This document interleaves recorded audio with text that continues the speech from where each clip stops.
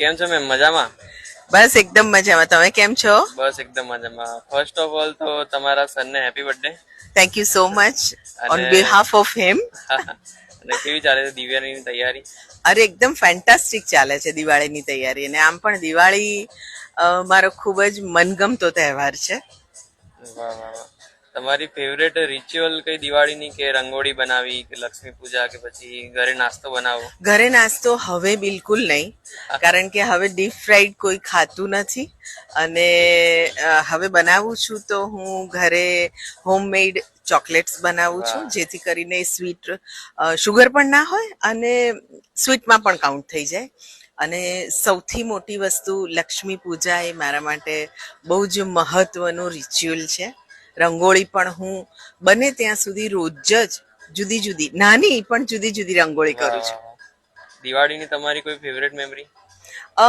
Yes, દિવાળીની favourite memory, જ્યારે હું નાની હતી ત્યારે અમે લોકો ગાંધીનગર બેઝિકલી રહેતા.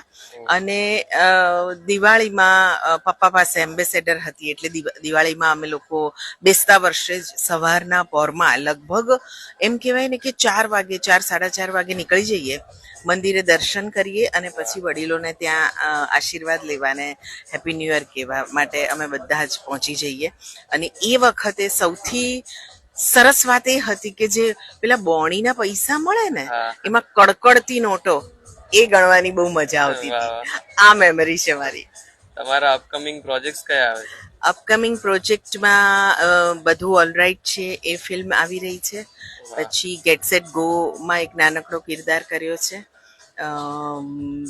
એનઆરઆઈ દુલ્હન એ ફિલ્મ કમ્પ્લીટ કરી, અને એક અનયુઝ્યુઅલ સબ્જેક્ટ પર ફિલ્મ આવી રહી છે. વાહ. વુમન ઓરિએન્ટેડ છે અને ખૂબ જ સરસ. હમણાં જ 15 દિવસનું શિડ્યુલ કમ્પ્લીટ કર્યું, સ્ટાર્ટ ટુ ફિનિશ. શક્તિ ફિલ્મ વાહ એ વાહ. 2026માં રિલીઝ થશે. બાકી બધા અપકમિંગ પ્રોજેક્ટમાં નાનું મોટું છે, ચાલ્યા કરે છે. મહાદેવની બરોબર. કૃપા છે. દિવાળી માટે તમારા ફેન્સને કઈ કહેવા માંગશો તમે? યસ, દિવાળી માટે હું મારા ફ્રેન્ડ્સને અને જે પણ આ વિડીયો જોવે છે એ લોકોને એટલું જ કહીશ કે ફટાકડા ઓછા ફોડજો, પ્રદૂષણ ઓછું કરજો, તળેલું ઓછું ખાજો, જેથી કરીને હેલ્થ સારી રહે, પર્યાવરણ સારું રહે અને હળજો મળજો.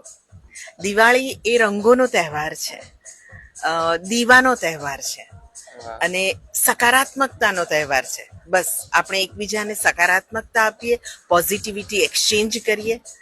અને હા, વેકેશન હોય તો ગુજરાતી ફિલ્મો ચોક્કસ જોજો. Okay ma'am, thank you ma'am. Thank you so much.